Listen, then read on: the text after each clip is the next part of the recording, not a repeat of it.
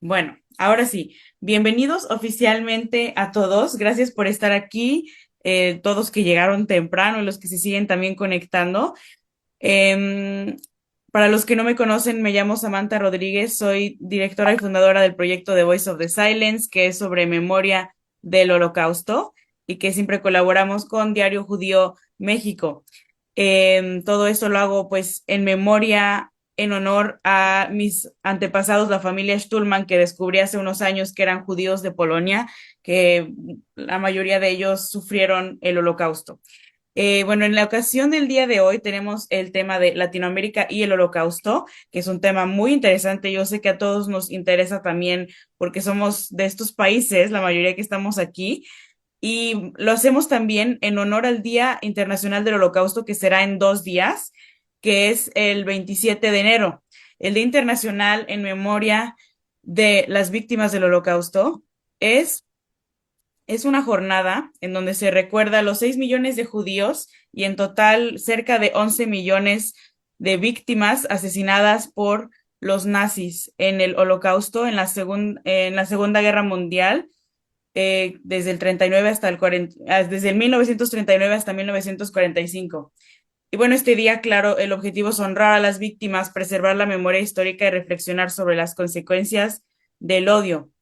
Pero ¿por qué se conmemora el 27 de enero? Es porque ese día, en 1945, el Ejército Rojo soviético liberó el campo de concentración y exterminio de Auschwitz-Birkenau. Ahí encontraron 7.000 prisioneros exhaustos, deshechos por todos estos años de terror. Y es por eso que en este día se conmemora el Día Internacional del Holocausto y fue instaurado en 2005 por la Organización de las Naciones Unidas en la resolución 67. Entonces, este es como el día oficial, ¿no? Internacional en el que recordamos a las víctimas del Holocausto y también por eso estamos aquí. Bueno, solo es ese pequeño contexto y sin más preámbulo, quisiera presentarles, muchos de ustedes ya lo conocen, al doctor Mario Sinai, que es nacido en Argentina, pero reside en Israel, aunque ahorita está en México. Es doctor en educación, educador y pedagogo del Holocausto, conferencista internacional y experto en análisis visual. Y también guía de viajes educativos, autor de libros sobre el Holocausto, como el que también, claro, se basa en esta reunión de hoy, Latinoamericanos bajo las garras nazis, pero muchos otros títulos. Y también gran amigo, mentor e inspiración para mí en todos estos años que me he dedicado a este tema. Muchísimas gracias, Mario, por estar aquí. Bienvenido. Saluda a la gente y por favor, compártenos este tema tan interesante que has investigado sobre los latinoamericanos en esta época tan terrible. Bueno, hola a todos. Estoy en México, invitado por la Bnei y de aquí me voy el martes a Perú, a Lima, a continuar ahí también una jornada de presentaciones. Ante todo, agradecerte a ti, Samantha, por tu invitación y darme esta oportunidad de presentar el material de este libro, Latinoamericanos bajo las garras nazis. Como siempre, también a Isaac, de Diario Judío de México, un gran amigo. Y un tercer agradecimiento al periodista mexicano Raúl Olmos, que aún sin saberlo fue el inspirador para este libro, ya que la primera información sobre este tema me llegó a través de un artículo suyo. Voy a tratar de presentar hoy el contexto latinoamericano, pero más que nada basarme en el tema mexicano y pondré foco especial en las víctimas mexicanas del nazismo, judíos y no judíos. Y también daría a conocer acerca de algunos mexicanos germanófilos y aliadófilos, y finalizaré presentando algunos héroes emblemáticos mexicanos que anotaron una página de gloria para este país. Y una introducción chiquita más para el que no sabe, Samantha está en Lublin, en Polonia, ya hace mucho tiempo, haciendo un doctorado y es guía del museo ahí en Lublin. Está haciendo una labor magnífica y extraordinaria en la ciudad de Lublin. Aquellos que visiten Polín, le aconsejo coordinar con ella la visita al museo. Ok, entonces vamos al tema. Lo primero que quiero decir es que hubo presencia nazi en todo el continente. Estoy hablando de antes de la guerra, no después de la guerra, en toda Latinoamérica. Pero México tenía una importancia estratégica para Alemania por el petróleo y por la cercanía a los Estados Unidos. Por eso que tenía una importancia muy, muy fuerte hacia Alemania. La vital fuerza con la cual contaba Hitler en América Latina en general eran las comunidades alemanas locales, que en su mayoría eran simpatizantes del nazismo. Las escuelas alemanas enseñaban la ideología y tenían incluso grupos juveniles de las juventudes hitlerianas, incluso contaban con tropas de asalto armadas. Las embajadas alemanas y los cónsules alemanes distribuían una enorme cantidad de propaganda impresa y también poseían varios periódicos, tanto en alemán como en español. Distintas líneas aéreas cubrían rutas muy importantes en los cielos sudamericanos en su conexión con África y Europa, y aquello representaba un grave riesgo estratégico para los intereses de los aliados. Presencia alemana específica en territorio mexicano.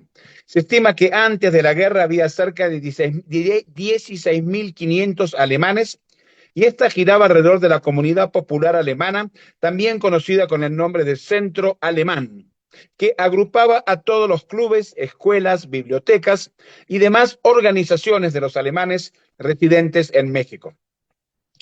Era obligatorio que todos ellos colaborasen con el Centro Alemán y estaban financiados por empresas muy importantes alemanas en México.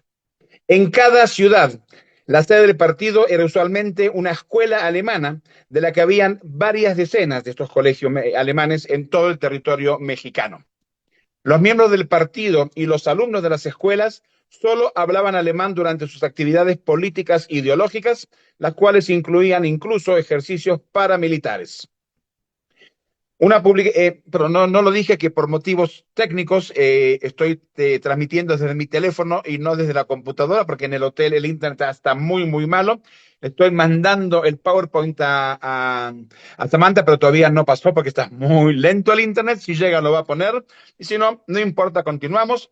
Pero una de las publicaciones que llegó a tener notable influencia en México fue el periódico Timón, dirigido por el escritor José Vasconcelos, que era un conocido filonazi y antisemita, que también fue rector de la Universidad Nacional Autónoma de México, la UNAM. Y este periódico sería clausurado después en la época del presidente mexicano Lázaro Cárdenas.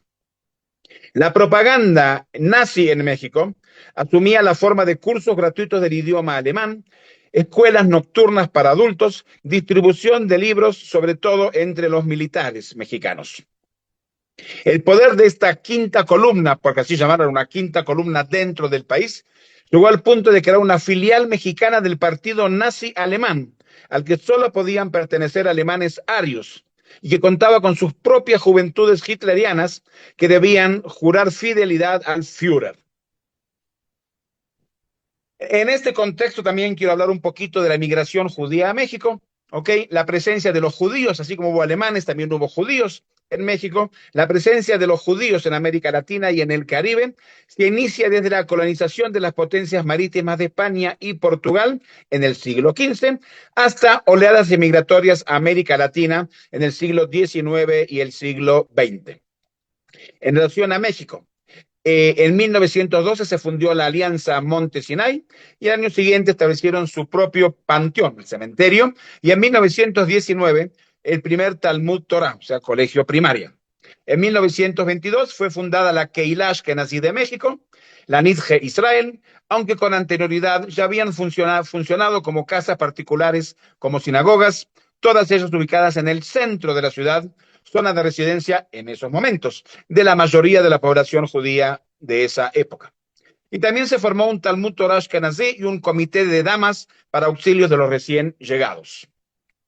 El estudio exhaustivo de la historiadora mexicana Daniela Gleiser se basa en sus estudios realizados en 1995, que calculó retrospectivamente que hasta 1921 existían cerca de 2.000 judíos en el país, mientras que para finales de la década de los años 20, cuando culminó la etapa de mayor inmigración, el número aproximado de judíos era de 9.500 personas.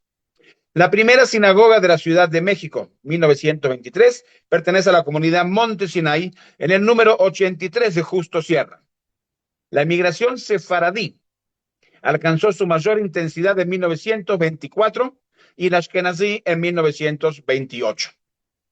La primera sinagoga ashkenazí construida en la Ciudad de México, la sinagoga Nizhei Israel, de 1939, mejor conocida como Sinagoga Histórica Justo Sierra 71. O sea que también tenemos, antes de la guerra, grupos alemanes y grupos judíos. Y ahora quiero hablar sobre los grupos nacionalistas mexicanos pro-nazis, que fueron antisemitas. Hay fotos muy bonitas, pero todavía no terminó de pasar el PowerPoint, así que no las podemos mostrar. Después, si llega a pasar, ya veo que ya casi pasa, Samantha tratará de colocarlo. De cualquier manera, seguimos.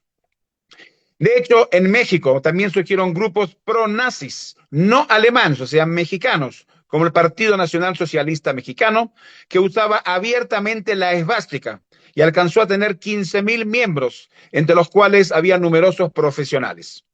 Los simpatizantes nazis apoyaron la creación de otro grupo de extrema derecha llamada Unión Nacional Sinarquista, que también mantuvo vínculos muy estrechos con la falange española y el imperio japonés. También debe mencionarse el grupo llamado Tecos, pronazis y antisemitas, cuyos integrantes fueron nada más que los fundadores de la Universidad Autónoma de Guadalajara en 1935. Y el grupo más importante, ya te llegó, qué bien, Samantha. Sí, Pasa un ya. poquito para Dime cuál adelante, pongo. A pasa ver. para adelante. Yo te digo, vamos a llegar ahí, ahí tenemos a los grupos. Vamos a ir despacito, empieza para atrás, un poquito para atrás, perdón. Aquí tenemos un poquitito para atrás, una más, para atrás. Tenemos aquí presencia nazi en México. Muy bien, pasa. Aquí tenemos la próxima, las juventudes hitlerianas. Aquí las tenemos. En México, pasemos, todo lo que ya estuve hablando. El centro alemán, aquí en la Ciudad de México, DF. El periódico Timón, que lo mencioné. Pasemos adelante, qué bueno que pasó. La sinagoga, que recién acabo de mencionar. Pasemos, muy bien. Las sinagogas, pasemos. Uno más, seguimos adelante. Ok, la comunidad judía es esto. Seguimos adelante. Pasa un poquito más rápido, un poquito más, vamos a ir pasando hasta que lleguemos. Ahí está la sinagoga que estoy mencionando, que presencia en la Ciudad de México. Ok. Hasta las camisas doradas, pasemos un poquito más. Un poquito más, Samantha. Ok, un poquito más. Ok, ahí está la presencia nazi en México, los partidos que acabo de mencionar. Aquí uno más, las camisas doradas. Aquí estamos. Perfecto. Aquí estamos. Hemos llegado ya al lugar que queríamos llegar. Perfecto. Estas son las camisas doradas. La Acción Revolucionaria Mexicana, o mejor conocidos como las Camisas Doradas de México, fue una organización nacionalista, fascista, ultraderechista y antijudía que operó desde su fundación en 1933 hasta el fin de la Segunda Guerra Mundial en 1945. Luchaban ideológicamente buscando erradicar la falacia marxista al mismo tiempo que informaban sobre la amenaza judía, incluyendo la amenaza de la masonería. Tenían como líder general a Nicolás Rodríguez, quien presumía de contar con 4,000 miembros activos entre sus filas. Vestían camisas doradas y pantalones negros y sombreros de palma y escudo tricolor sobre el pecho. En 1935, las camisas doradas organizó una demostración en la Ciudad de México, que lo están viendo en este momento, para dar a conocer su poder. 5,000 hombres desfilaron uniformados, pero fueron derrotados por los antifascistas con la ayuda de la flotilla de coches que fueron bautizados como tanques rojos, con los cuales lograron dispersar a las camisas doradas. Asimismo, estableció una campaña para exterminar a los 30,000 judíos en ese año que vivían en México. Pasa uno más, por favor. El diario El Universo El Universal y El Popular reportaron en el mes de enero de 1939 que las camisas doradas habían difundido volantes por toda la capital mexicana que decían lo siguiente: sangre judía y más sangre judía debe de correr para que nuestra patria sea salvada. Las camisas doradas también actuaron en el ataque de establecimientos judíos, que algunos fueron destruidos. utilizaron la violencia en contra de la colectividad judía y entre ellos contra el poeta Jacobo Glanz, el cual resultó herido. Hacemos un poquito más, por favor, Samantha. Un poquito más. Un poquito. Bueno, y déjalo ahí. Ok. No, uno anterior. Ok. Espionaje nazi. En toda Latinoamérica, yo estoy hablando de México en este momento, hubo espionaje nazi. El territorio mexicano fue visto por los nazis como una trinchera para combatir a sus enemigos, los países aliados, Gran Bretaña, Francia, la Unión Soviética y especialmente los Estados Unidos. En México, el Servicio de Inteligencia Militar mantenía una parte del centro de operaciones el más grande e importante fuera de Europa. Estaba aquí en México. Los encargados de espionaje nazi en México fueron el espía George Nikolaus, ayudado por Friedrich Karl von Schilderburger. En Tampico operó Walter Becker, en Monterrey Gildo Otto Moebius y en Veracruz Carlos Rettalsdorf. Se estima que hubo cerca de 100 agentes nazis en México. George Nicolás, el jefe del espionaje nazi, quien la República Mexicana adoptó con el nombre de George Campusino, estableció la agencia Cable Gráfica de Información Volco. El principal objetivo del espionaje era vigilar desde la frontera norte de México los movimientos militares y realizar desde los Estados Unidos y realizar espionaje industrial sobre la maquinación bélica de los Estados Unidos, así como asegurar el suministro de petróleo mexicano para las fuerzas aéreas Alemania y despegar una red de inteligencia para toda Latinoamérica. Paso una más, me parece, una más. Aquí lo tenemos el señor que estoy hablando de él. Entre las principales operaciones de espionaje y sabotaje en México fue el tráfico de mercurio y aluminio y el Proyecto 14, que era un plan para sabotear al Canal de Panamá. Las empresas alemanas, pasa uno más, por favor, Samantha. Uno más. Uno más. Ok, vamos a separar esto. Las empresas alemanas que encubrieron las operaciones de espionaje en México fueron las siguientes: ACFA, Unión Química, Baker Felix y C. Compañía, Ericsson y Casa Holk. Antes de que estallara la Segunda Guerra Mundial, a finales de 1939, laboraba en el país Arthur Dietrich, encargado de prensa de la embajada alemana y encargado de crear textos para influir en la opinión mexicana. El propagandista trabajó durante 5 años de manera intensiva en actividades para crear y difundir periódicos, revistas, folletos y boletines pro-alemanes. Recibió el apodo de El Führer mexicano. Su oficina se ubicaba en la calle Viena número 17, Colonia Juárez de la capital, donde inspeccionaba publicaciones famosas como el periódico La Noticia y la revista Tiempo Hoy y Timón. Y llegamos entonces, lo que estamos viendo en la foto ahora, a la famosa espía Hilda Kruger, que era una actriz y que también fue espía que colaboró con los nazis en México, apoyada por Joseph Goebbels, el ministro de propaganda nazi, después de separarse de su marido judío. Su objetivo, ayudar a Alemania a que tuviese acceso a la abundancia de petróleo mexicano y otros recursos para su plan de invadir a la Unión Soviética. Según los rumores, se convirtió en amante del entonces secretario del Gobierno Nacional, Miguel Alemán Valdés. Gracias a ella, el funcionario protegió la red de espionaje que operaba en México. Hizo varias películas en México, apoyado por su gran influencia con políticos y empresarios locales. Juan Alberto Credillo, historiador y autor del libro Vida y obra de una espía nazi en México, cuenta, cito: ella era mediocre en sus actuaciones, pero sí muy hábil para conquistar la clase alta de esa época, la clase alta mexicana. Hacemos uno más. Uno más, esto es el documento de ella. Uno más. Acá tenemos a Hilda con grandes gentes conocidas. Uno más. Eh, bueno, entonces, políticas migratorias mexicanas. Es un tema complejo. Vamos a verlo despacito. Desde 1930, la política de población de México buscaba la preservación de la raza mexicana. Raza es una palabra de por sí complicada. ¿Qué significa raza mexicana? Liberándola de elementos que, a su juicio, de los funcionarios e intelectuales de la época, resultaban prejudiciales o dañinos. Esto condujo a que la Secretaría de Gobierno se elaborara circulaciones que se enviaban a los cónsules prohibiendo la expedición de visas a personas de razas negras, amarillas, indias o gitanas, así como los polacos, soviéticos y gente de los Balcanes. Pasa uno más porque esta no es la que quería mostrar. Déjalo ahí. Eh, entonces, como dije, no se permitía la entrada de amarillos, o sea, chinos, indias, gitanos, polacos y soviéticos. En abril de 1933, una nueva circular enviada a todos los consulados mexicanos señalaba que, cito, repito, una circular del Ministerio de Relaciones Exteriores.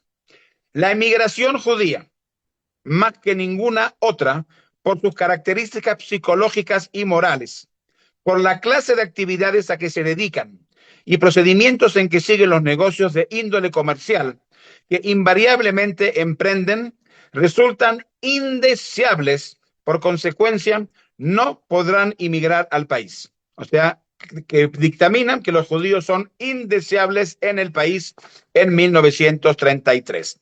Vuelvo una para atrás, porque estoy con el presidente Cárdenas, una para atrás, el presidente Cárdenas. Durante la segunda mitad, perdón, de marzo de 1938, el presidente Cárdenas toma tres decisiones importantes.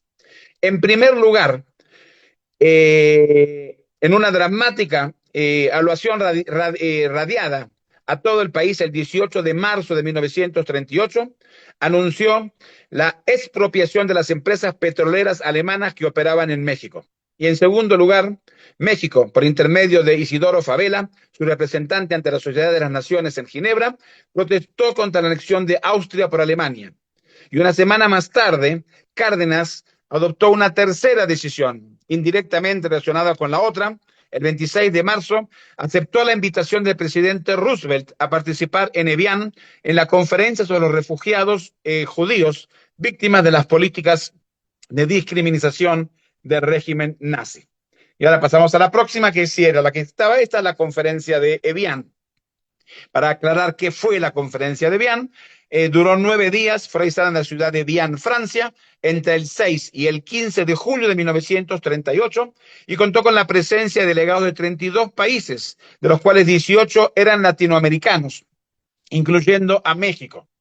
Asistieron personalidades como Chaim Weizmann y Golda Meir, que con el paso de las décadas serían los futuros presidentes y primer ministros de Israel respectivamente. Por su parte, el gobierno alemán se pronunció alegando que no se opondría, cito, no se opondría a que otros países liberasen al Reich de la escoria judía. Durante las deliberaciones, la mayoría de los países expresaron su solidaridad con los refugiados, pero hicieron hincapié en las dificultades y razones por las cuales le impedían absorberlos en sus territorios. Los resultados parecían ser desalentadores. Los enviados de los Estados Unidos trataron de influir en las delegaciones de la América Latina, pero estos alegaron también una adversa situación financiera como motivo para no poder recibir a los judíos. Cabe destacar que la única excepción de esta conferencia fue la República Dominicana, que mostró su disposición a aceptar a 100.000 judíos refugiados de Alemania y Austria. México optó una política migratoria selectiva y restrictiva. El secretario de Gobierno, Ignacio García Teles, instruyó a la delegación mexicana en la conferencia de Evian, indicándoles que en último extremo ofrecería aumentar las cuotas, enmendar la legislación vigente con una mira a mejorar las posibilidades de inmigraciones de los refugiados en el futuro. Primo Villamchel, que fue el comisionado como enviado extraordinario y ministro plenipotenciario del gobierno de México, el gobierno mexicano elaboró un primer borrador sobre sus políticas de asilo en esta coyuntura, cito, recibirán preferencia acogida quienes estén en disposición de sumarse al esfuerzo productivo de los campesinos mexicanos que quieran dedicarse a las labores agrícolas, así como profesionales destacados, obreros de alto tipo técnico y especialización en las diferentes ramas del saber, que expulsados de los centros de investigación y trabajo, quieran venir a aportar su experiencia y su conocimiento al estudio y al aprovechamiento de nuestros recursos naturales y al perfeccionamiento de la agricultura y de la industria. Perdón, un segundito. Cabe destacar que la mayoría de los judíos no eran agrícolas. Ante esas intenciones, León Bejar, secretario de la comunidad judía pro refugiados en México, le escribió al presidente Cárdenas, urgiendo a poner en marcha el asilo de los perseguidos por el nazismo. Cárdenas, los judíos y la Cámara Israelita de Industria y Comercio, hay una relación que quiero mencionarla. La Cámara Israelita de Industria y Comercio defendió hasta mayo de 1938 los intereses de los judíos mexicanos, que en aquel entonces eran mayoritariamente económicos. Y después de la declaración de México en defensa de los refugiados austríacos y alemanes, se formó un comité de refugiados en México, encabezado por los dirigentes de la Cámara, León Bejar y Jacobo Landau. Entre los miembros figuraba también Moisés Rosenberg, editor del periódico Der Weg, y otros activistas judíos. El comité mantuvo relaciones con organizaciones judías en el exterior, como la Jewish Organization y la organización sionista. Hubo varios intentos de traer refugiados judíos, principalmente, repito, de Alemania y de México, que buscaban asilo en México a través de lo que se llamó, o sea, ilegalmente, a través de lo que se llamó turistas inmigrantes. ¿Ok? El 22 de octubre de 1938, estando aún por decidirte la suerte de los judíos, llegó a Veracruz el barco Orionco, otro grupo, con un grupo de 22 turistas judíos. Las autoridades de inmigración, avisadas de antemano, no la dejaron desembarcar. El barco siguió a Tampico y volvió a Veracruz antes de zarpar de regreso a Europa vía Cuba. El 1 de noviembre de 1938 llegó otro barco, el Iberi. Pasa un poco las diapositivas, que creo que tengo algunas fotos de ellas. Esto es Evian, ahí están los barcos, perfecto. Con 15 judíos alemanes a bordo, que fueron más afortunados porque la gente del Comité Pro Refugiados logró, mediante un pago, que se le dejasen desembarcar. Y ahora hay un evento interesante que demuestra que no había, que las políticas no eran igualitarias. El 13 de junio de 1939, el buque Sinaya, denominado el buque de la vida, llegó a México con casi 1.600 refugiados españoles combatientes de la guerra civil. Este hecho marcó el inicio de la llegada masiva de exilios de españoles a México. Y en la misma semana, México rechazó a 98 judíos que llegaron en el barco Flambe. O sea, rechazan a los judíos y aceptan a la migración de españoles de la guerra civil. Los agentes del Comité Central Judío de México a veces lograron desembarcar a pequeños grupos de refugiados que llegaban bajo distintos pretextos. Sin embargo, los éxitos no fueron muy frecuentes. Las cuotas de inmigración fijadas por las autoridades para 1939 rebajaron el número de inmigrantes de Alemania de 5.000 a 1.000 y de Austria de 5.000 a mucho menos. Y además el decreto estipulaba: los extranjeros que hayan perdido su nacionalidad y los apátridas solo se admitirán en casos excepcionales de notorio beneficio para el país, mediante acuerdo particular y expresa de la propia Secretaría de Gobernación. Saben que hay una política discriminatoria. Pasamos adelante. Quiero hablar un poquito de los mexicanos en la Segunda Guerra Mundial. Un poquito más adelante, un poquito más. Ahí está el barco que hablamos, los barcos que hablamos. No, perdón, me fui para atrás, perdón, me fui muy adelante. Para atrás, perdón. México en la Segunda Guerra Mundial. Ok, sí, déjale ese, perfecto. El presidente de México, Lázaro Cárdenas del Río, declaró la neutralidad el 5 de septiembre de 1939. El gobierno de Manuel Ávila Camacho, que sustituyó a Cárdenas a finales de 1940, mostró una clara actitud a favor de los aliados, basándose en el hecho de que la economía mexicana dependía directamente de los Estados Unidos. México firmó varios acuerdos de defensa hemisférica con Estados Unidos, aprobando incluso el uso de sus aeropuertos por parte de la aviación estadounidense en caso de ser necesario. Cuando el gobierno de Washington confiscó todos los buques de los países del eje que estaban en su territorio en marzo del 41, México tomó una decisión similar. Y luego, en el verano de 1941, el gobierno ordenó el cierre de todos los consulados alemanes, italianos y japoneses.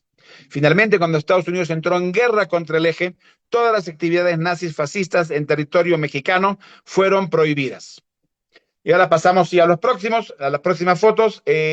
Hubo una agresión contra México por parte de Alemania y fueron bombardeados 5 barcos mexicanos, que ahí los podemos pasar. El Potrero de Llano, el Faja de Oro, el Tuxpan, las Chuapas y el Oaxaca fueron torpedeados todos estos barcos por los alemanes. Estamos viendo las fotos. Y ante eso, México eh, era relevante para el ejército nazi, como dije, desde 1938, puesto que vendía el 70% de su producción petrolera, pero a mediados de 1941 comenzó a cortar el suministro por presión de los Estados Unidos. Finalmente, paso un poquito más las fotos, el Congreso mexicano declaró la guerra el 22 de mayo de 1942 ante el ataque de los nazis a sus 6 navíos petroleros. Cito, ¿ok? Se declara que a partir del 22 de mayo de 1942 existe un estado de guerra entre los Estados Unidos mexicanos y Alemania, Italia y Japón, establecía el documento. Aparte de la defensa civil, otras medidas que adoptaba el gobierno mexicano fueron la incautación y administración de las propiedades que los ciudadanos alemanes, italianos y japoneses poseían en México, instituyó el servicio militar obligatorio, organizó un Consejo Supremo de Defensa Nacional y estrechó lazos de amistad y ayuda que unía con los países democráticos aliados. En México existió un campo de detención para concentrar a presuntos espías nazis de Alemania. El lugar se ubicó en Perote, municipio rural de Veracruz, entre 1942 y 1945. Se convirtió en prisión, donde fueron encerrados unos 500 ciudadanos alemanes, italianos y japoneses. El sitio tenía espacios deportivos, aulas y servicios médicos, pero la mayoría de allí se les permitió salir hasta el fin de la guerra en 1945. Y paso al próximo tema, que miles de mexicanos combatieron en el campo de batalla como voluntarios en ejércitos extranjeros o como residentes de otros países. Por ejemplo, el ejército de Estados Unidos incorporó a más de 250,000 jóvenes de origen mexicano durante la guerra e incluso formalizó en 1943 el enrolamiento de ciudadanos mexicanos al ejército de los Estados Unidos. Un evento extraordinario, pasa un poquito más las fotos, pasa un poquito más, por favor. Ahí tenemos el campo de los prisioneros del Eje, un poquito más, un poquito más, un poquito acá, muy bien. Un evento extraordinario. Después de la ruptura de las relaciones entre México, Perú y el Eje, el Hotel Dresden, que está en la foto, sirvió como campo de internamiento para diplomáticos mexicanos y peruanos. El hotel tenía su nefasta fama porque Hitler y Eva Braun solían alojarse en el hotel. Para el mes de noviembre de 1942, la delegación de México en Francia, encabezado por Gilberto Bosques, fue arrasada y 3 meses después los 44 integrantes de la delegación fueron trasladados en calidad de prisioneros de guerra al hotel. En el hotel de prisión permanecieron 14 meses hasta la liberación vía Lisboa, Nueva York, hacia México, a bordo del barco sueco Gisborne. Pasamos a la próxima, pasa a la próxima. Esto es algo muy bonito que ustedes tienen que saber. Espera que no lo veo. Uno más. Está tapando las fotos. Ah, acá, muy bien. El Escuadrón 201 de la Fuerza Aérea Expedicionaria Mexicana, integrada por alrededor de 300 hombres. La Fuerza Aérea Mexicana combatió contra el enemigo en los frentes del Pacífico en Asia, especialmente en las Islas Filipinas. Operó durante la batalla de Luzón, en la etapa final del conflicto, realizando 59 misiones de combate encuadradas en la Fuerza Aérea Estadounidense. Paso una más, por favor, si puedes, porque hay varias fotos que quiero que vayamos viendo. La Fuerza Aérea Expedicionaria Mexicana quedó bajo el mando del coronel piloto aviador Antonio Cárdenas Rodríguez y el Escuadrón 201 al comando del capitán primero piloto aviador Radames Gaxiola Andredade.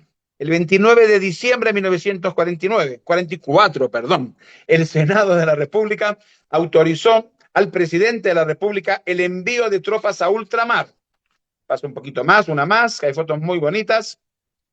El Escuadrón 201 voló en conjunto un total de 1.966 horas de vuelo en zonas de combate, lanzaron 252 bombas sobre blancos enemigos a lo largo de 59 misiones.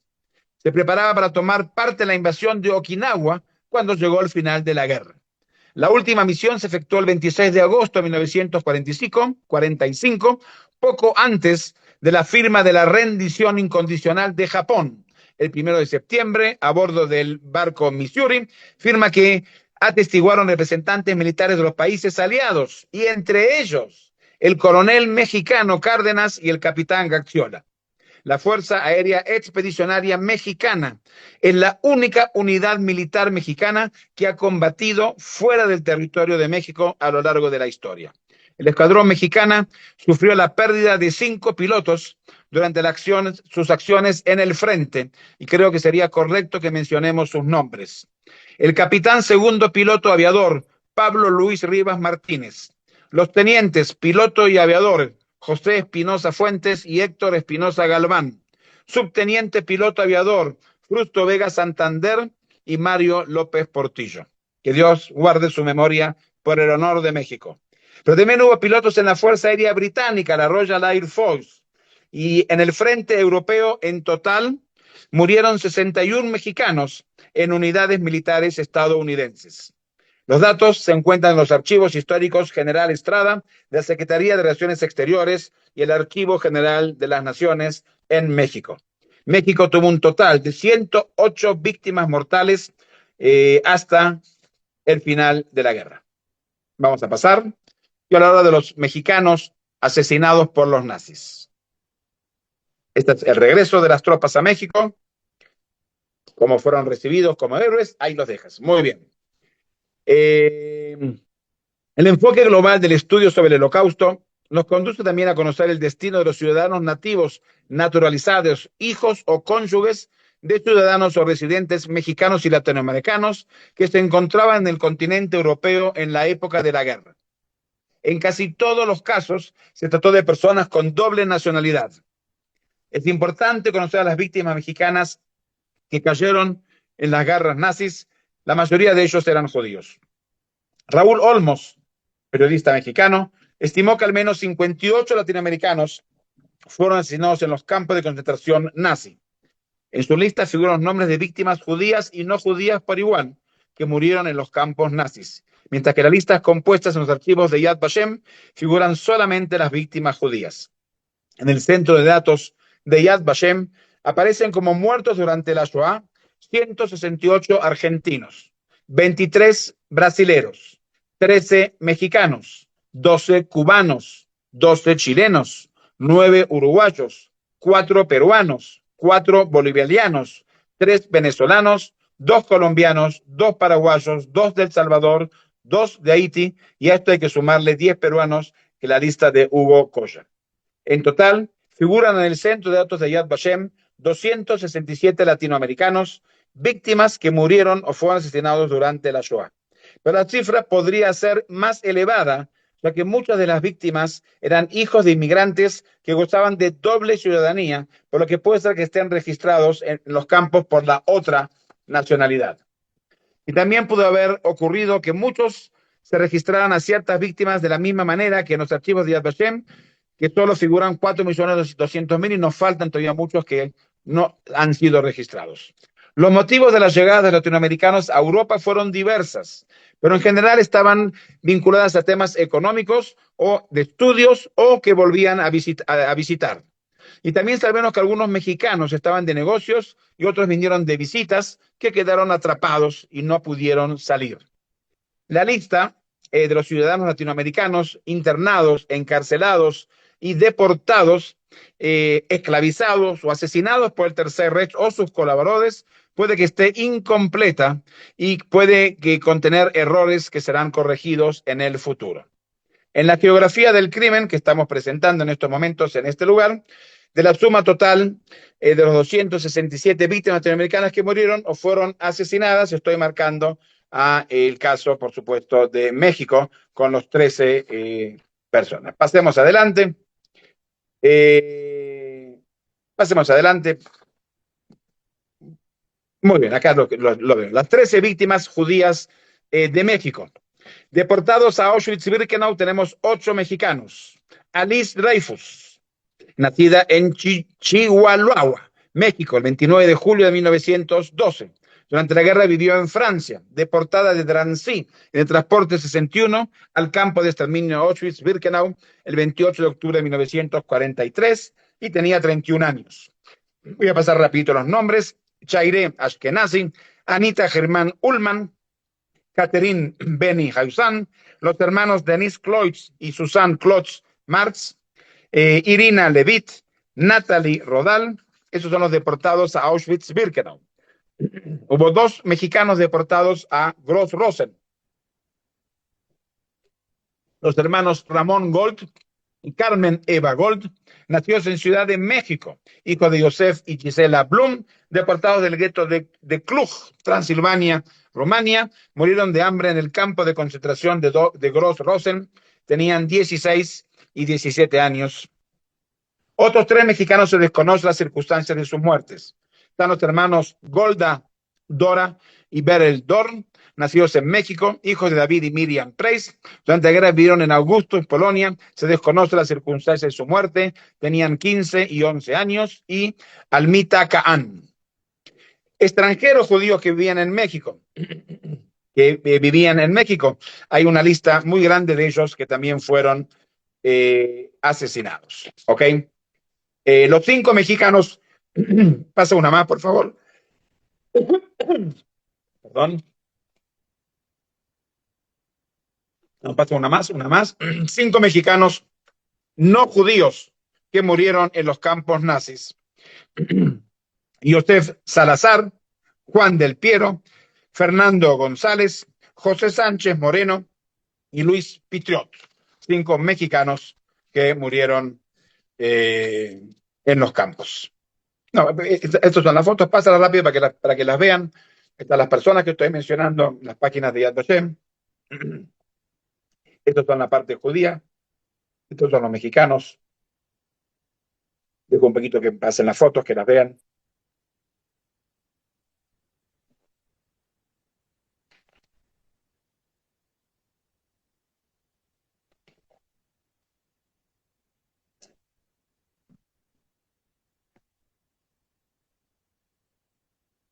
Sigue pasando.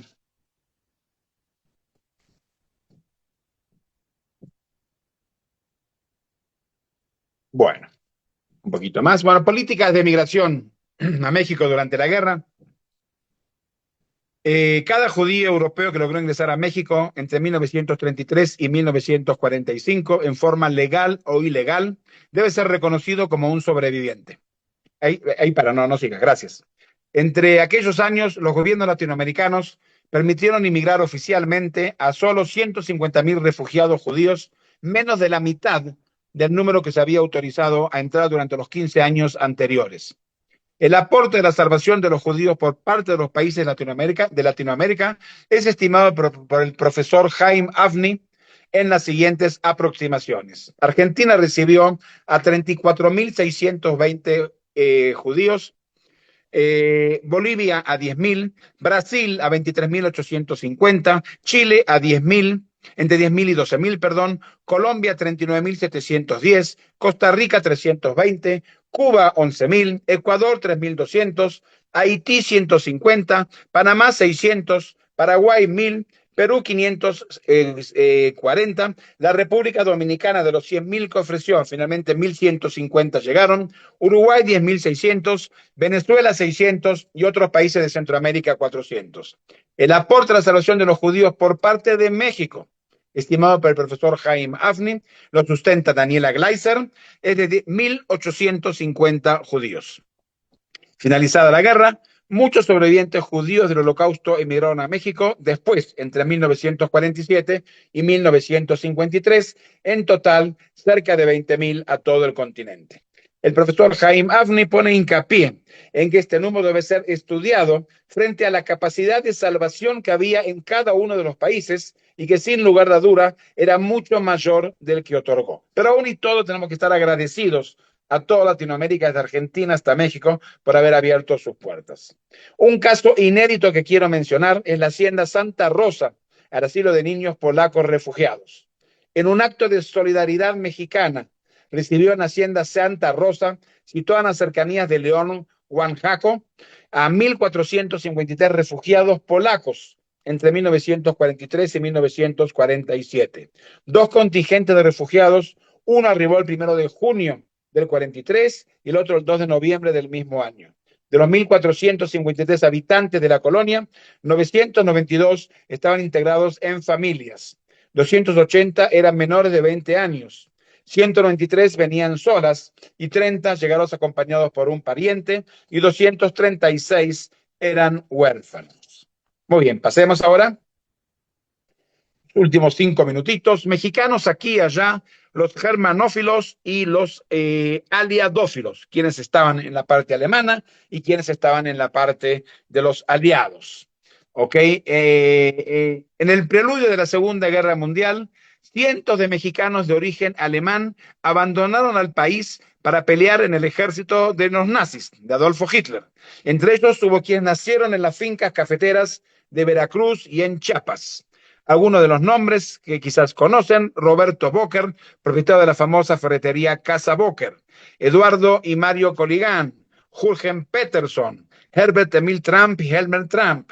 Herbert Emil Trump, toda una cantidad de nombres conocidos en México que fueron al ejército alemán. Vamos a pasar, con este, ahí lo dejas, en este, no, la anterior, la foto anterior.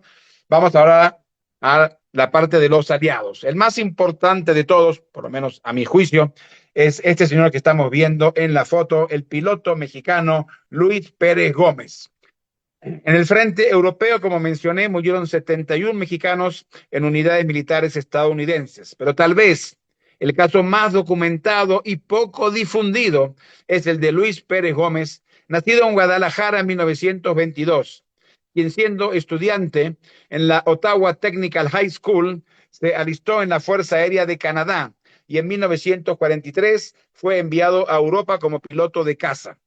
A partir de 1944, Pérez comenzó a cumplir misiones como piloto en el Escuadrón 433 sobre Inglaterra, el Canal de Manchester y Francia, tripulando una aeronave de tipo Spitfire. Fue derribado en 3 ocasiones y obtuvo 3 medallas por su valentía. 10 días después del desembarco de las fuerzas aliadas en Normandía, el 16 de junio de 1944, el aparato que tripulaba Pérez Gómez fue derribado por artillería alemana en los campos aldeados a la población de Sassy, a 180 kilómetros al oeste de París. El piloto mexicano murió en la acción y la población le dio sepultura en el cementerio local para evitar que los alemanes encontrasen sus restos. Actualmente existe un monumento en ese panteón para honrar la memoria del aviador mexicano, en donde figura la bandera de México, de Canadá y de Francia. El próximo que quiero mencionar, no voy a contar su historia, pero sí el sargento José Méndez López, héroe de la batalla de los Ardenas. Y con esto vamos a terminar. Puedes quitar el PowerPoint. Esto no es relevante en estos momentos. Y dejamos un ratito para si hay preguntas o cosas que quieran saber, que les interese, que quieren escuchar. Con mucho gusto lo va a manejar Samantha. Si hay Muchis- preguntas. Muchísimas gracias, Mario. De verdad es que es muy interesante y creo que es también importante como tú lo hiciste. Bueno, ahorita lo centraste en México, pero así, ¿no? Centrarnos en personas, en individuos, en países también para verlo siempre de una manera humana y a veces no perdernos tanto en los números tan grandes y terribles que fueron en el Holocausto. Entonces, les recomiendo mucho a todos. Bueno, tú nos dirás si se puede comprar en los países de Latinoamérica en internet o dónde el libro de Mario de Latinoamericanos en las Garras Nazis, que ahí va por país, también explicando las historias relacionadas a los países de Latinoamérica. Bueno, aquí, si tienen preguntas, póngalas en el chat. Aquí hay una por ahora que dice, maestro, ¿por qué había mexicanos no judíos encarcelados en campos nazis? Gran información para mí, desconocido todo esto, muchas gracias. Ok, en los casos de los 5 mexicanos eran gente que luchó en la Guerra Civil Española y fueron deportados a Francia, a los campos en Francia, y de Francia fueron deportados a los campos de exterminio nazis en toda Europa. Estamos hablando de mexicanos que lucharon en la Guerra Civil Española, en los bandos de los republicanos, por supuesto. Claro, muchas gracias. Bueno, ahorita nada más pusieron muy interesante, doctor Mario Sinay. Si alguien más tiene una pregunta, pónganla en este momento, por favor, en el chat. Pero Mario, entonces dinos si es posible conseguir el libro para los que les interese leerlo. Bueno, en realidad no sé dónde está en estos momentos, pero pasa por favor mi mail y que me escriban y yo con mucho gusto se los mando. El que lo quiera comprar, con mucho gusto se los hago enviar. Entonces, Samantha le va a poner mi mail o mi WhatsApp con ambos y con mucho gusto el que quiere me hace saber y yo le envío el libro. Y como dijo Samantha, yo me puse énfasis en México, pero el libro, así como hablo de México, hablo de cada uno de los países latinoamericanos. ¿Ok? Así que hay mucha, mucha información y creo que en muchos de los casos información desconocida. Gracias, Mario. Ahorita estoy poniendo aquí tu contacto. Bueno, aquí comentan que también hubo un campo de concentración para presos políticos y espías en Morelos, México, en la ex hacienda de Temisco. Sí, hay historias también muy interesantes, ¿no? De México o de nuestros países que a veces no son muy conocidas. Tomo nota, gracias. Me parece que yo también había escuchado esa historia y habían japoneses en ese campo de concentración, en Morelos, que es el estado donde yo provengo, de hecho, ahí en México. ¿Alguien más tiene Ok, alguna muchas gracias pregunta? por la información. Ah, aquí hay una pregunta de Familia Ortega. ¿Se ha rastreado la influencia del pensamiento filosófico educativo pronazi en el antisemitismo en México? No, no creo que se haya hecho un estudio, tendríamos que revisar el tema, muy interesante la pregunta, y yo pienso que habría que hablarlo con la profesora Daniela Gleiser, si se hizo un estudio, que ella es la profesional que está estudiando el tema relacionado con México. Entonces, voy a llamar la atención al respecto, pero gracias también por la pregunta. Gracias, gracias, Mario. Aquí dice, habló de los sinarquistas. ¿En qué estados se encontraban mayormente? No estoy seguro, pero creo que principalmente en Ciudad de México. Ok, principalmente Ciudad de México. Estoy también aquí escribiendo tu correo electrónico. Ok, gracias por la información, Vicky Feinsilver. ¿Y en qué momento dejaron entrar judíos? Se me fue el dato. A México. Bueno, curiosa a México desde 1919 en adelante, después fue en el periodo del Holocausto y después del Holocausto, son los 3 periodos. Y como dijo el profesor Jaime Avni de la Universidad Hebrea de Jerusalén, que hay que medirlo según la potencialidad que tenía el país para salvar y la potencialidad fue mayor a lo que se admitió. Vimos también las restricciones que hubo, pero con eso y todo hay que reconocer que toda Latinoamérica, desde Argentina hasta México, ha abierto sus puertas a la migración de judíos y ha tratado porque cada uno de ellos es un mundo entero y cada uno de ellos debe ser considerado como sobreviviente del holocausto. Muchas gracias, Mario. Claro. Aquí, bueno, preguntan que qué restricciones, si es que se sabe.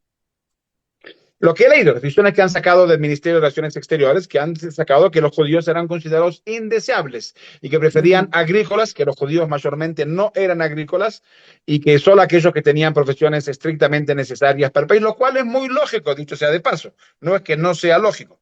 Las restricciones principalmente fue cuando los judíos fueron denominados indeseables.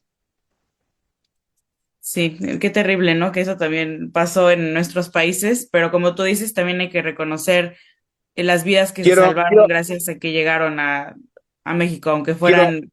mm, quiero volver a leer, si me permites, la, claro, la circular de abril de 1933. La inmigración judía, más que ninguna otra, por sus características psicológicas y morales, por la clase de actividades a que se dedican y el procedimiento que siguen los negocios de índole comercial que invariablemente emprenden, resultan indeseables y como consecuencia no podrán emigrar a México. Está claramente escrito de una manera, son indeseables. ¿Ok? Y después se cambia. Con el próximo presidente la cosa cambia y se abren las puertas a la migración. claro. Muchas gracias de nuevo por la explicación. Aquí nos preguntan si tú sabes cuántos barcos más o menos llegaron a Veracruz en el periodo de la guerra, o sea, a México. ¿Cuántos barcos con judíos o cuántos barcos en general? Pues con judíos. Yo sé de cuatro por lo menos que han llegado, cuatro barcos que han llegado. Y aquí, bueno, no estamos ahorita justamente hablando de este tema, pero nos preguntan que qué función tenía el Canal de Panamá en la Segunda Guerra Mundial.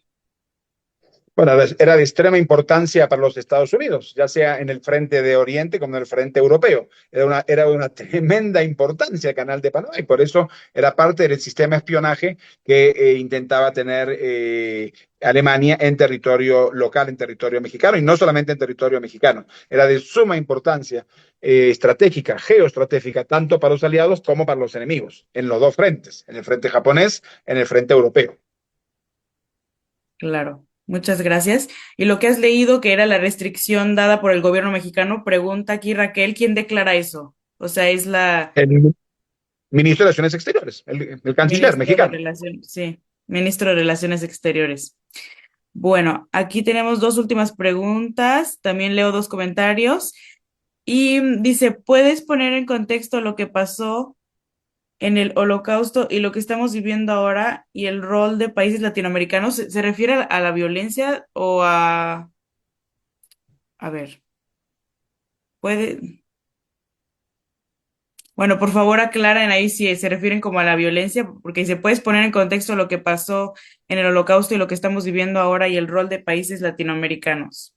Bueno, vamos a ver a qué se refiere y qué le pasó al espía Hilda. No, nada especial, nada especial. No, Ok, fue liberada, no. Buena pregunta, bueno, tengo que revisar un poquito más del material. Pero no, yo sé ah, que no le no, pasó nada. No le no pasó solo nada. la, ujú, ok. No solo la violencia, pero la política. O sea, que si tú crees que algo de lo que pasó en esa época influye hoy en día en los países latinoamericanos de alguna forma. No sabría decirlo, no sabría decirlo. No sabría decirlo, no. No encuentro una conexión directa entre las políticas de la época del Holocausto y las políticas de hoy en día. Claro. No Y me aquí parece algo tenemos, relevante. Sí. ok, ahora sí tenemos por aquí una última pregunta que dice, ¿qué causó el cambio de la política del gobierno mexicano para aceptar judíos? Primero hubo mucha presión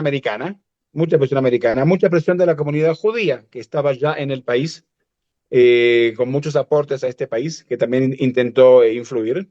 Y era una política genérica de la desgracia que estaba pasando el mundo. O sea, el mundo tiene que sentirse solidario siempre con donde haya este tipo de persecuciones y asesinatos.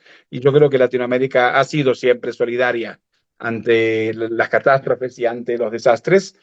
Y la política fue el cambio de gobierno que cambió un poco las políticas.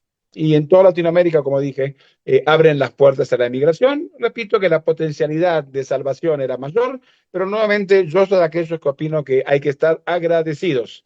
Cuando el mundo cerró sus puertas y el judío no tenía muchas alternativas, de las pocas alternativas que tenía las puertas abiertas era justamente Latinoamérica. El destino natural de los judíos era el mandato británico de Palestina y las puertas estaban cerradas por el libro blanco británico. El segundo destino eran los Estados Unidos. Los Estados Unidos estaban cerradas por las cuotas de los cosas económicas que hubo, de las catástrofes económicas del 29 y del 32. Por tanto, las puertas de los Estados Unidos estaban cerradas y los únicos que abrieron sus puertas a la migración judía de Europa fueron los países latinoamericanos. Tenemos que estar agradecidos a Latinoamérica. Claro, y de hecho hasta la fecha, cuando yo he preguntado a los sobrevivientes que todavía tenemos en México, como el señor Luis Opatovsky, Bronnie Seibert, ellos están eternamente agradecidos, ¿no? Con México, porque pues les dio una nueva 100%, vida totalmente.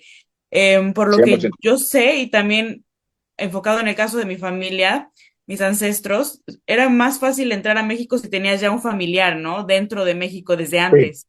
Y eso es lo que sí. sucedió. Mi bisabuelo fue como el primero en llegar. Él sí fue por trabajo en los 20, entonces, bueno, fue otro tema.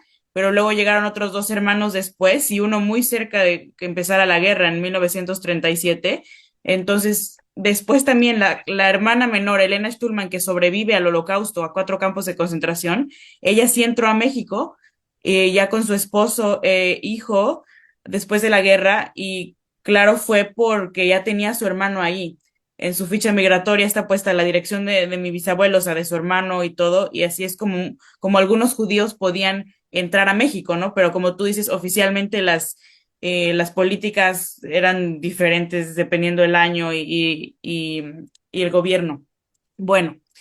Ok, voy a leer dos comentarios que tenemos por aquí. Muchas felicitaciones por su increíble información y muchos de este país de México que no sabemos nada al respecto. Y lo comenta Katia Stulman, de hecho es mi abuela, gracias. Y también tenemos aquí un ejemplo de Latinoamérica de Gabriela Geisenberg que dice, fabuloso, mi padre logró tener visa en Bolivia, era odontólogo y sería genial tener información sobre el apoyo de Bolivia a judíos polacos. Uy, de Bolivia hay un tema requete interesante, un señor minero que luchó para traer y logró traer a 10.000 judíos a Bolivia. Está en el libro, lean el libro. Muy ¿Ya interesante ven? el caso de Bolivia. Muy Bolivia interesante el caso también de Bolivia. está en el libro, entonces pónganse en contacto con Mario si quieren que se los haga llegar para que lo puedan comprar y leerlo. Excelente plática, muchas gracias, gracias a todos. No hemos terminado oficialmente, entonces no se vayan. Primero vamos a tomar una foto de la reunión como es de costumbre. Quienes puedan prender la cámara, yo sé que no a todos les es posible, pero quienes quieran y puedan salir en esta foto. Y después de esto haremos una conmemoración virtual. Yo sé que también no todos tienen a la mano alguna vela o algo parecido, pero si alguien tiene una vela, que ahorita que tomemos la foto puede ir por ella y si no, también pueden usar el flash de su teléfono y quienes no tengan nada o a la mano no pasa nada, simplemente vamos a recordar un minuto a las víctimas. Pero bueno, antes de eso vamos a tomar esta foto con los que estén prendiendo sus cámaras. Qué gusto ver ahí las caras de todos los que están prendiendo sus cámaras, familiares, también amigos y conocidos, seguidores de toda la vida del proyecto, de todas las edades, también familias. Qué gusto verlos. Bueno, vamos a tomar esta foto, unos 5 segundos más que sí veo que siguen prendiendo las cámaras. Ok, una, dos, un segundo, una, dos, tres.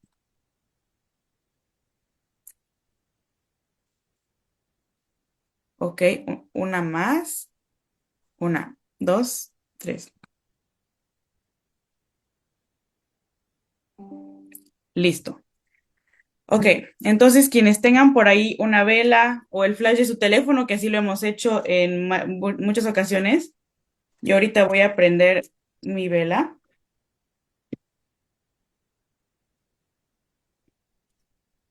De hecho, esta vela es muy especial, si ustedes la ven, me la regalaron, es como hecha artesanal con una menorá. Y bueno, solo voy a esperar unos segunditos más para los que están ahí tratando de conseguir su vela o les digo, el flash del celular, lo que ustedes quieran.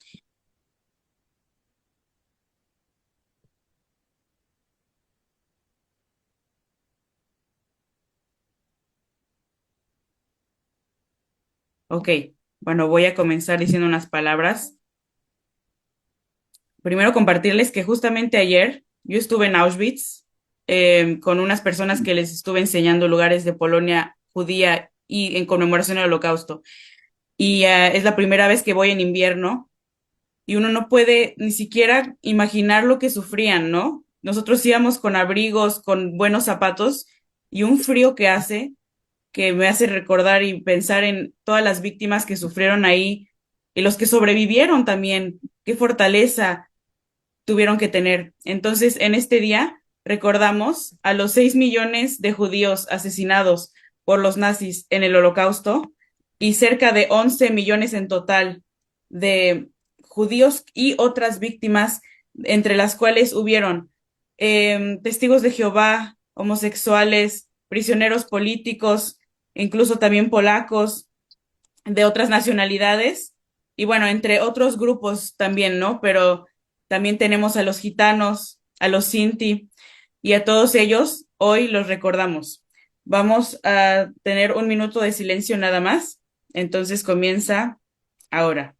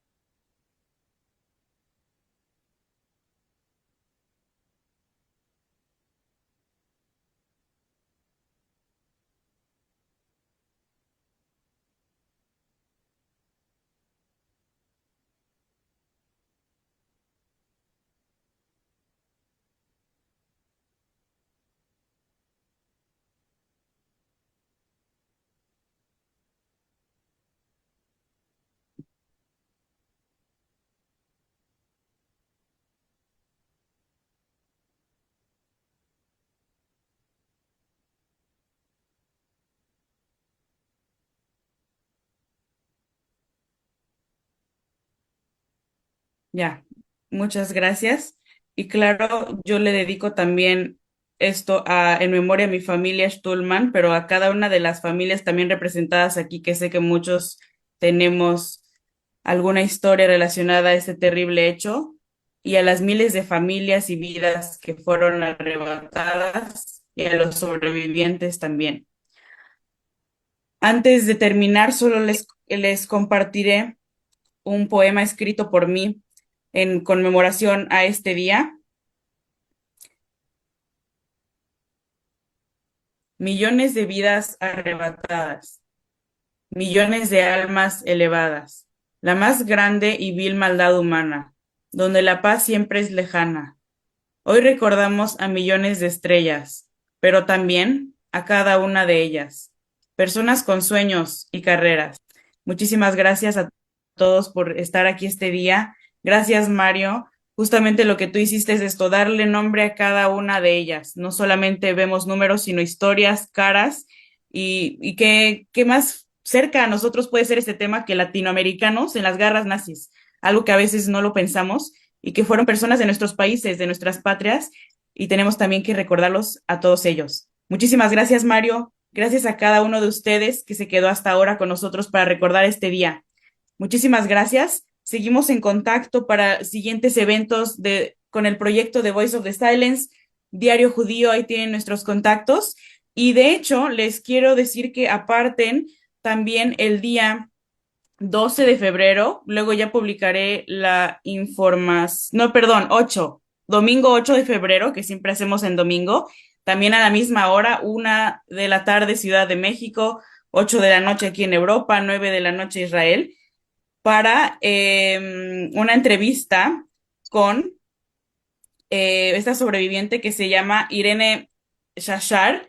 Ella estuvo en el gueto de Varsovia cuando era apenas una niña y sobrevivió.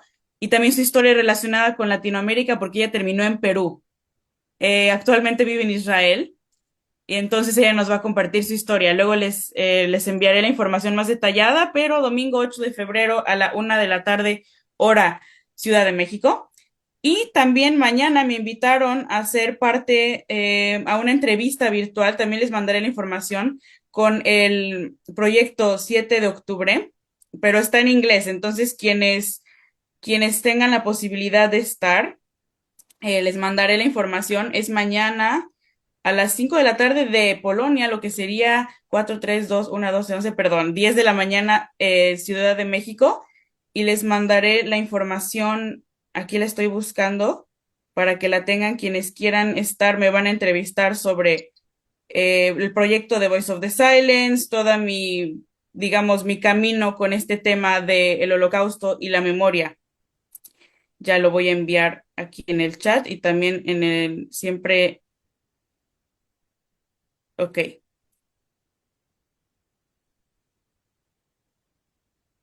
Bueno, con esto nos despedimos. Muchísimas gracias de nuevo a cada uno de ustedes que estuvo aquí. Mario, que desde México, incluso en sus actividades, nos dio este tiempo también para estar con nosotros.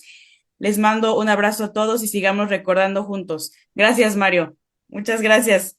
Un abrazo a todos. Bonito domingo.